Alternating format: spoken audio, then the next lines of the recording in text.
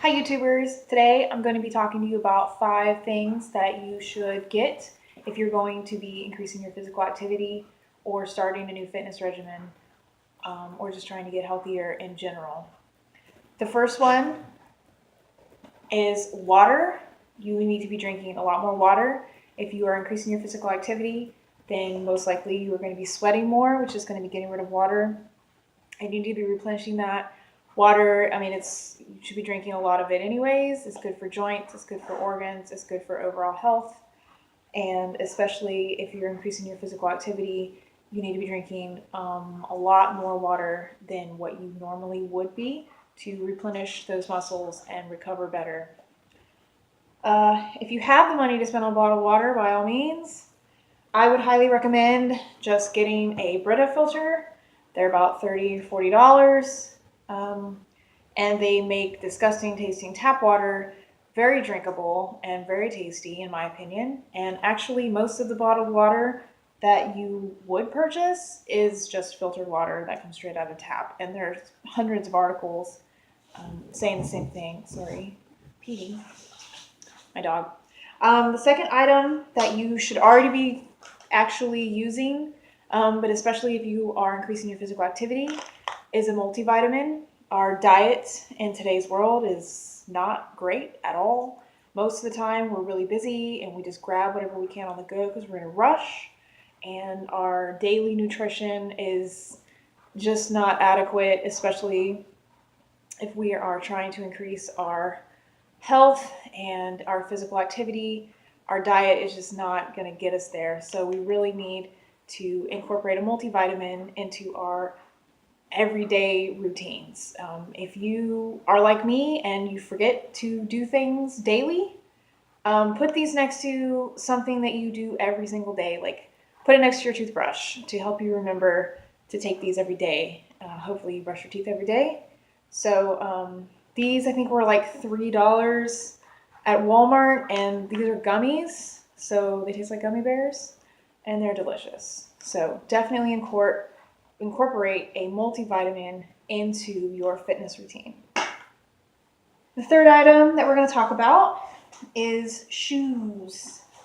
You need to invest in a good pair of shoes, a comfortable pair of shoes that offer you support, not flip-flops, not flats, not heels.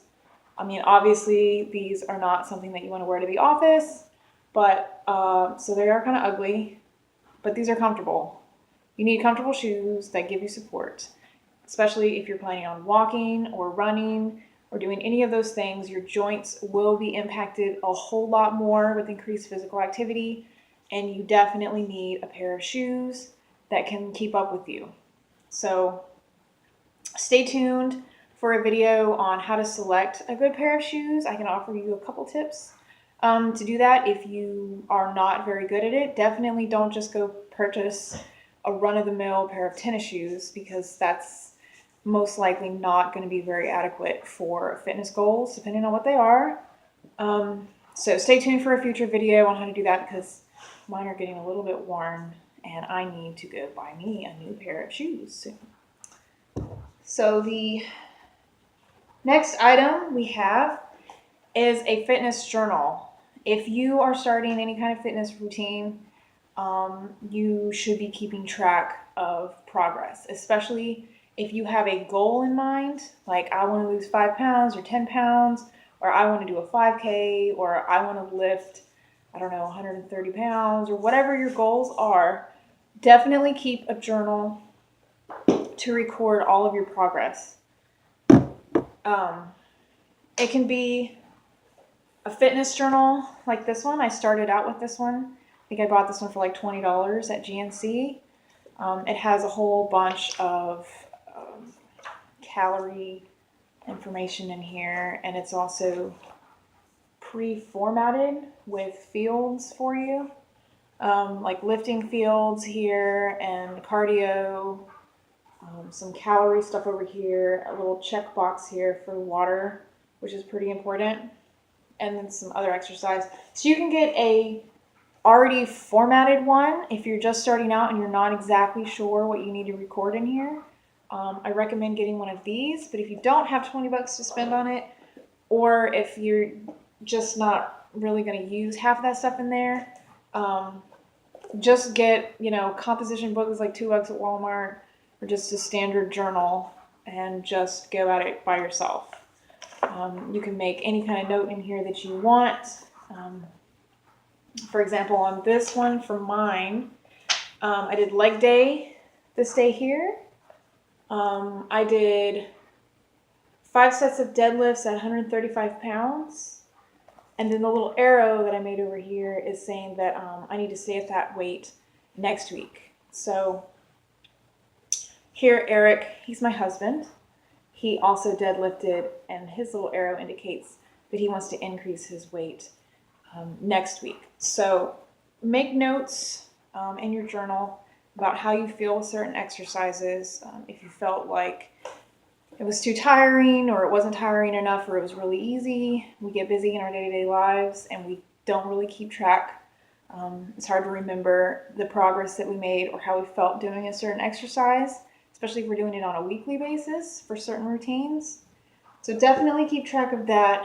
And also, if you don't feel like you're making any progress, you can always go back in your journal and look and see exactly what's going on. If you are staying put, or if you're making progress, or even if you're regressing a little bit, journals are a great way to keep track of your goals and your fitness progress.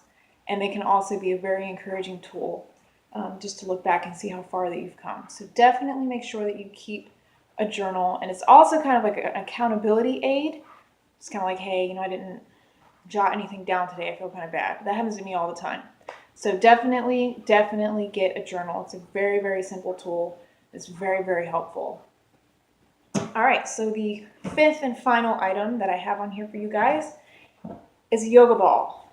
These range from $15 to about $50 if you want a really expensive one.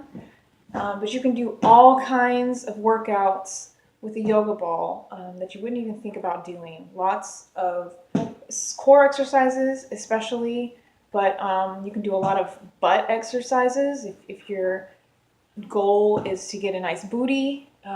Yoga balls are fantastic for that. Stay tuned for future videos on yoga ball workouts.